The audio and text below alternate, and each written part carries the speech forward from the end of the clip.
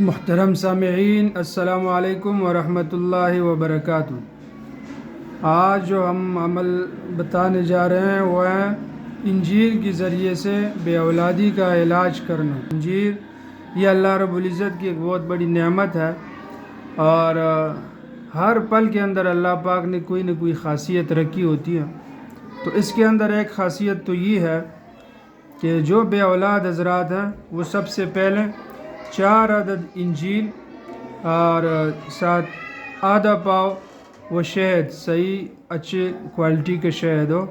وہ لے کے ایک شیشی کے برتن میں یہ دونوں چیزیں ڈال لیں، یعنی آدھا پاؤ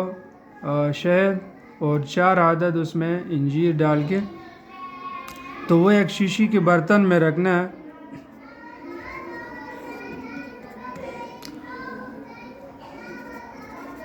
یہ 4 عدد ہو گئے، اور شہد جو ہے وہ آدھا پاؤ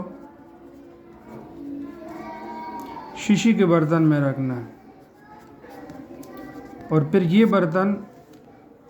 کسی بھی جگہ آپ مٹی میں دبا کے رکھ دیں تاکہ اس میں مٹی نہ جائیں، کسی شاپر وغیرہ میں اچھی طرح بند کر کے پیک کر کے 3 دن جو ہے یہ مٹی میں رہے۔ اس کے بعد اس کو نکال کے یہ اس پہ سورۃ القریش 129 مرتبہ پڑھنا،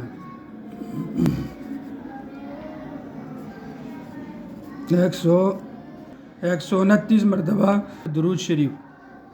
تو یہ عمل کر کے پھر رات کو سونے سے پہلے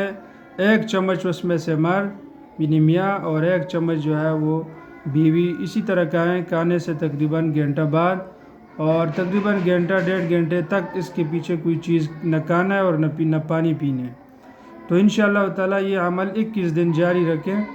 تو اللہ رب العزت انشاءاللہ آپ کو نیک اور صالح بچوں سے نوازے گا۔